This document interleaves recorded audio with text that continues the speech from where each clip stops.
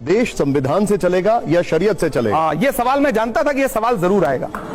ये सवाल आता क्यों है?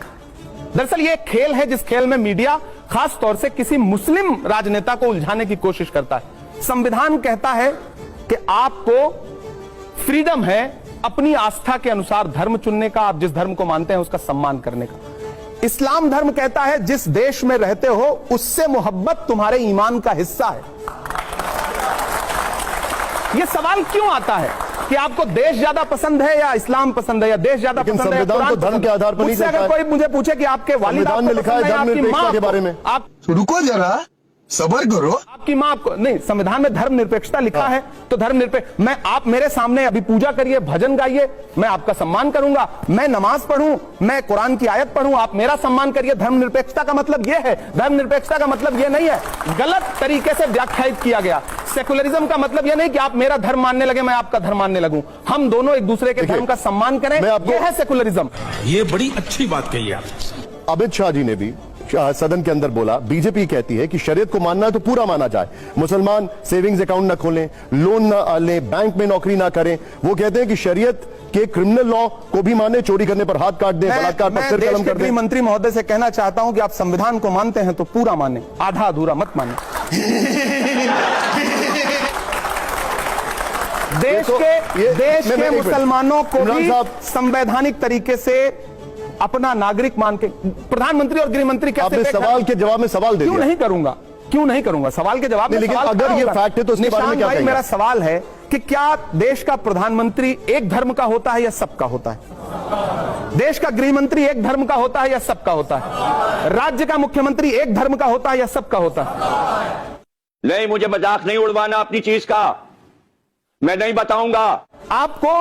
प्रधानमंत्री जी, गृह मंत्री जी, कुछ राज्यों के मुख्यमंत्री सब धर्मों के लगते हैं, सब धर्मों के लिए समानता की बात करते हैं। मेरा सवाल है, करते हैं? देखिए ये बात वो एक मिनट, आप कुछ भी बोलो, ये नहीं सुनने वाला। इमरान साहब, एक साहब, कभी उनसे पलट के पूछते हैं आप, गृह मंत्री जी से पूछते हैं कि जब आप खड़े होकर के, आपका एक मुख्यमंत्री असम का जिस तरह की, लेकिन वो ये भी पूछते हैं कि पर्सनल लॉ सिर्फ मुसलमानों का क्यों? नहीं, हम कह रहे हैं वो उन्हीं, हिंदू कोड बिल नहीं है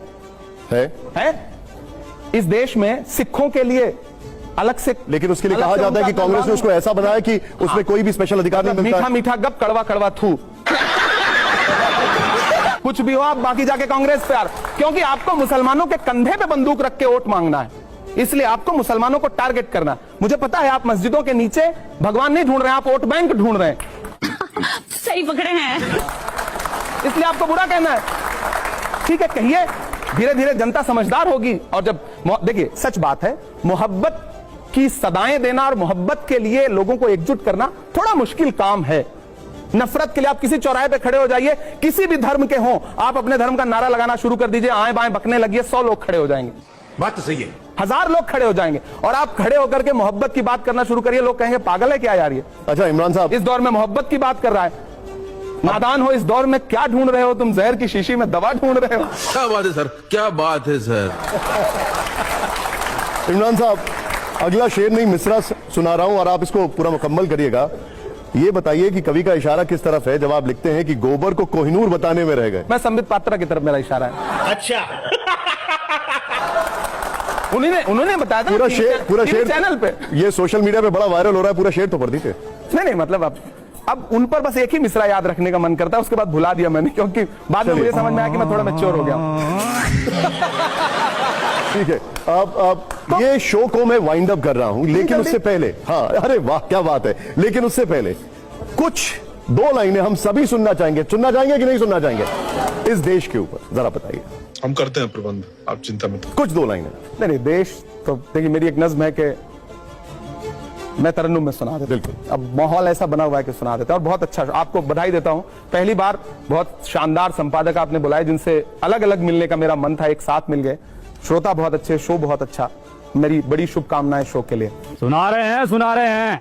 मेरा मस्कन मेरी जन्नत को सलामत रखना, यह कविता नहीं बल्कि एक दुआ है। इरशाद इरशाद। मेरा मस्कन मेरी जन्नत को सलामत रखना, मेरे मौला मेरे भारत को सलामत रखना, मेरा मस्कन मेरी जन्नत को सलामत रखना। तूने नफरत का जो बाजार सजाया हुआ है, तू ये कहता है मुसलमान पराया हुआ है। आजा दिल चीर के दिखलाऊं वतन का नक्शा, मेरा भारत मेरी